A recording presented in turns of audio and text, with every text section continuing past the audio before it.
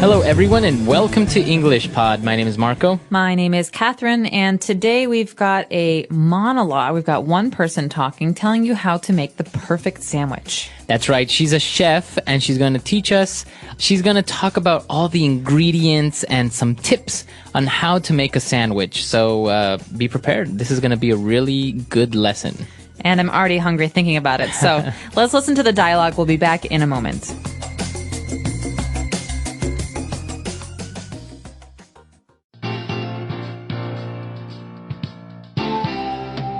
Welcome to our show. Today I'm going to show you how to make the perfect mouth-watering sandwich. Are you ready? Let's get started. Let's start with the basics. Bread. Bread is an important ingredient here. You need to remember one thing. Choose the bread according to the following criteria: freshness, crumb, and color. If you want a closed sandwich, I recommend you first toast your bread in a toaster or oven, or grill it slightly until it gets a light brown color. Now that our bread is ready, let's talk about the ingredients. Of course, each person's palate is different, but I'm going to give you a few tips that you'll be able to use when turning any sandwich into the perfect sandwich. I would strongly recommend you put fresh vegetables in your sandwich. Do not undervalue them, as they play a big role in forming the taste and will make the sandwich more refreshing and light. The best choices here are evident: cucumbers, tomatoes, onions, sweet pepper or chili, lettuce, and of course, herbs. You can't go wrong with them.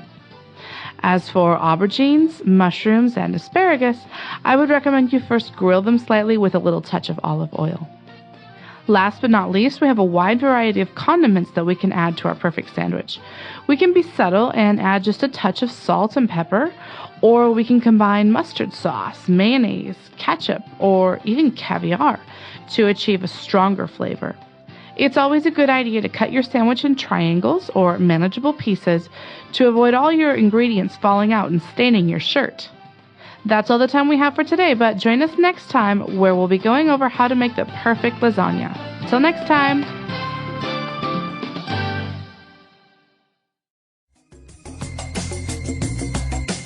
All right, we're back. So obviously, I think she knows what she's talking about. This is going to be a great sandwich. All right, so she mentioned a lot of ingredients, a couple of different words that we might not understand. So let's take a look at them now in language takeaway. Language takeaway. Okay, at the beginning of this monologue, as I said, the chef is talking about things that you need to look for in a bread, because bread is the base of a sandwich.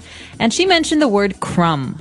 Okay, yeah, she said freshness, crumb, and color. So what does she mean by crumb of the bread? Okay, so a crumb is a very, very, very, very, very small piece of bread. Like when you put bread in a toaster, maybe it's what falls down, actually. We call them breadcrumbs sometimes. You can cook with them, but they're basically little pieces of bread that fall off. Little grains. Okay. Yeah, so usually it happens all the time. You're having cookies or you're having some bread, you bite into it, and little pieces of bread or cookie fall down. Those are called crumbs. That's right. And and I want to remind everyone that the word crumb has a B on the end, C-R-U-M-B, but we don't pronounce the B. We just say crumb. Yeah, you don't say crumb. No. Okay, so just crumb. Yeah, be careful with that one. All right. So we have to keep a lookout for the crumb of the bread. I guess how fresh and how sometimes when you squeeze bread, it makes a nice little sound. Crunch, crunch. Exactly. So, but she's also recommending a couple of different ingredients. And she said, well, it depends on each person's palate. So after we've chosen our bread, she talks about a closed sandwich and maybe toasting it. Okay, so there are two options for sandwiches. You might see these on menus as well as when you're cooking yourself. A closed sandwich means you have two pieces of bread, one on the bottom and one on top. It's closed. Okay. But the opposite is an open sandwich. That means you only have one piece of bread and then maybe you have some meat on top. Oh, okay. Actually, I always thought that for it to be a sandwich, you had to have two pieces of bread. Well, now I would challenge you to look on Google for open-faced sandwich or open sandwich. You'll find some very interesting things. Yeah, I've had them. Actually, you can put some meat and some cheese just on top of a piece of bread and you're done. I'm a huge fan of those, yeah. So that's a closed sandwich, though, when you have two pieces of bread and the meat in the middle. And after that, she talks a little bit about people's tastes and what people want. But she used a very special word. That's right. She said each person's palate is different. Okay, a palate in the context of food and taste means the way that food flavors affect a person individually. That's right. So sometimes you say that some people have a very good palate, so they can maybe tell the difference between a wine from 1978 and a wine from 1980 or something like that. That's right. So you can have a palate, a good palate for wine, but also in this case, we're talking about food. I could say I have a very sensitive palate, so I don't like to use very, very strong flavors. Okay. So the palate is basically your taste. It's actually a physical part of your mouth. It's the top of your mouth. Where your tongue can touch the top of your mouth. The roof of your mouth, exactly. And it's not just your ability to taste sweet. It's sweet and salty and sour and all these different flavors. Okay, so a person's palate. Now, herbs, right? Now moving on to the main ingredients. She mentioned a lot of easy ones like tomatoes, onions, lettuce. But then we got into a little bit more specific things, like, for example, this word that's always mispronounced, herbs. Actually, you can say herbs. It's a very British thing to do, though. Americans and Canadians say herbs. It has an H in the front. That's why it's confusing. Okay, so we can accept basically if somebody says herbs, but I guess in American English it's more commonly pronounced as a silent H. That's right, herbs. Herbs. And what are herbs, you might be asking? Well, herbs can come in many different shapes and sizes. They're usually green. They're usually grown. They're ways of giving food different flavors. And so basil, for example, is an herb. It's a big green leaf, something that we use in pesto, for example. Okay. You can also have rosemary or mint. These are all kinds of herbs. Okay. Some people even have an herb garden. That's right. They grow their own herbs. Okay. So now moving on to these weird looking vegetables. For example, aubergines. Okay, aubergines are the same as eggplants. So you might hear this word sometimes. It's basically a big purple vegetable. Okay, so for those of you who haven't seen an aubergine or an eggplant, yeah, it's a big purple vegetable. It kind of looks like a cucumber, but a little bit fatter. Very fat, and they're if you hold them, they're not very hard. They're kind of soft. Yeah. And a lot of people like to grill these or to cook with them in, for example, Chinese food. There's a lot of eggplant or aubergines. All right, so we've had those. We have mushrooms. And what about asparagus? Asparagus is actually one of my favorite foods, but it's very strange looking. It's kind of green and it kind of has this little head, right? That's right. It's long. It's green. It's kind of like a pencil, but at the very top, it's like a plant almost. Yeah. They have a very strong taste, and many people don't like asparagus. That's right. And the Germans, I think, actually, Germans and the Dutch have special asparagus that's white. Oh, really? It's called Spargel. Oh, wow. But if any of you know what that is, it's basically a white asparagus. But asparagus is very popular in a lot of parts of the world. Okay, so now we have our vegetables, we have our bread, but now we need to add a little bit of extra flavor to the sandwich. So this is where we add some condiments. Okay, so condiments are a category. You can have many different kinds of condiments. The most common are salt and pepper. Okay, so a condiment is a category of the things that you would add flavor to. As you said, salt, pepper. But here they mention, for example, mayonnaise or ketchup. Ooh, and mustard as well. These are all condiments. Okay. So in different parts of the world, they have different kinds of condiments. I've seen, for example, a lot of vinegar in Asia. You can also have hot pepper flakes like in Europe. Yeah. The condiments that you add to your sandwich are varied. I've seen people put all types of condiments in their sandwich. And for example, one that may be a little bit strange or maybe a little bit more expensive condiment is caviar. Okay, so caviar is not always considered a condiment. It can be, but it can also be eaten alone. But it's basically just fish eggs. They're little fish eggs. Very small. It always usually, in people's mind, it's kind of like a fancy food, very luxurious, very expensive. Well, it can be very expensive if you get like beluga caviar. A lot of caviar comes from the Caucasus and Russia and Ukraine, these places, and it's very, very salty in flavor. That's right. So that is also considered a condiment in our case because we're using it for a sandwich, right? Okay, so a lot of words there, a lot of interesting things going on in our sandwich. Why don't we move on now to Fluency Builder, where we're going to take a look at some phrases. Fluency Builder.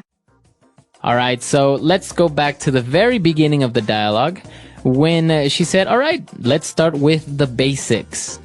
Okay, the basics is a set phrase in this context. We can say this about many different things, but the basics basically refers to the most simple ingredients or the most simple elements. In this case, bread, bread or meat. But you can also talk about the basics in other contexts, like clothes shopping. Like, you know, when school started when I was a kid, my mom always used to buy me the basics. So t-shirts and socks. Exactly. So I guess the basics are the absolute necessary things. Yes. Right? That are, and also very simple. So for example, if you talk about dancing, the basics would be maybe a certain sequence of steps that important, essential, right? That's right. And would caviar be a part of the basics, for example? No. No, that's an extra. Okay. So this is what we refer to when we say the basics. Now our chef, when she continued talking about her sandwich, she said, I would strongly recommend you use fresh vegetables in your sandwich. Okay, so you can say I would recommend this, but to strongly recommend is to have a very, very strong feeling about something. That's right. You're saying to the person, basically, do it. You must. Yeah. So if maybe your friend is sick, you can say something like, I would strongly recommend you go to the doctor today. That means you really, really should go to the doctor. I would be upset if you didn't.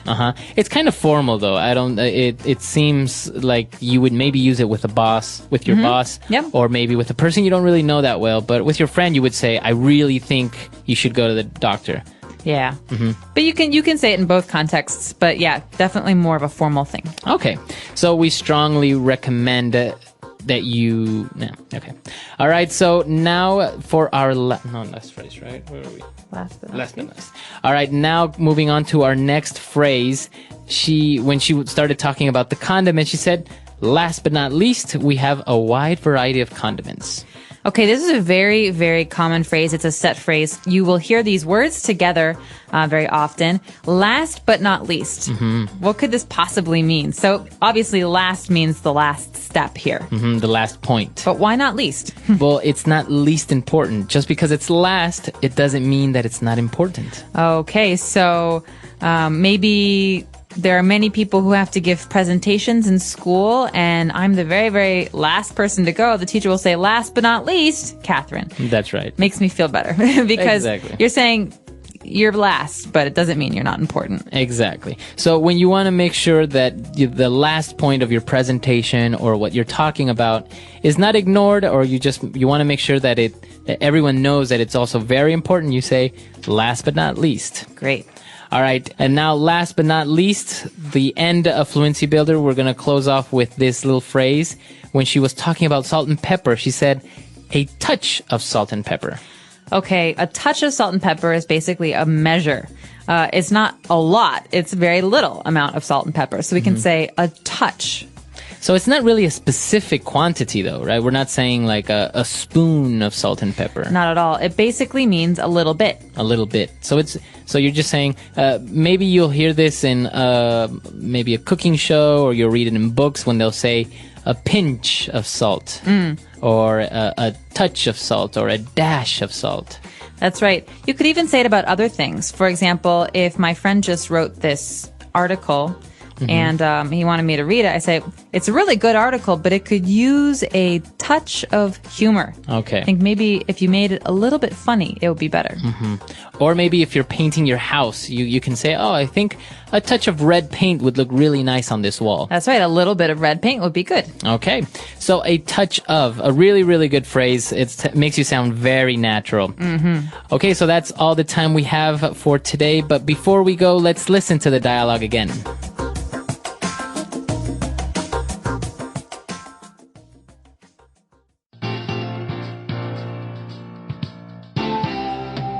Welcome to our show. Today I'm going to show you how to make the perfect mouth-watering sandwich. Are you ready? Let's get started. Let's start with the basics. Bread. Bread is an important ingredient here. You need to remember one thing. Choose the bread according to the following criteria: freshness, crumb, and color. If you want a closed sandwich, I recommend you first toast your bread in a toaster or oven, or grill it slightly until it gets a light brown color. Now that our bread is ready, let's talk about the ingredients. Of course, each person's palate is different, but I'm going to give you a few tips that you'll be able to use when turning any sandwich into the perfect sandwich. I would strongly recommend you put fresh vegetables in your sandwich. Do not undervalue them, as they play a big role in forming the taste and will make the sandwich more refreshing and light. The best choices here are evident: cucumbers, tomatoes, onions, sweet pepper or chili, lettuce, and of course herbs. You can't go wrong with them. As for aubergines, mushrooms, and asparagus, I would recommend you first grill them slightly with a little touch of olive oil. Last but not least, we have a wide variety of condiments that we can add to our perfect sandwich. We can be subtle and add just a touch of salt and pepper, or we can combine mustard sauce, mayonnaise, ketchup, or even caviar to achieve a stronger flavor. It's always a good idea to cut your sandwich in triangles or manageable pieces to avoid all your ingredients falling out and staining your shirt. That's all the time we have for today, but join us next time where we'll be going over how to make the perfect lasagna. Till next time!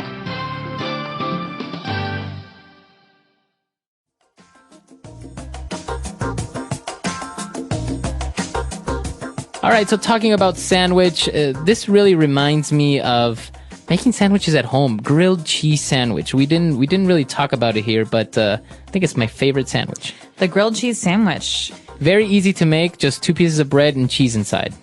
Do you use butter, though? Yes. Yeah, so you have to butter the bread, and so when you grill it, it gets really nice and brown. Yeah. Actually, I'm not a very big sandwich fan when I'm having, for example, a meal like lunch. I don't really... I don't know. I think I need something more solid than just a sandwich at times.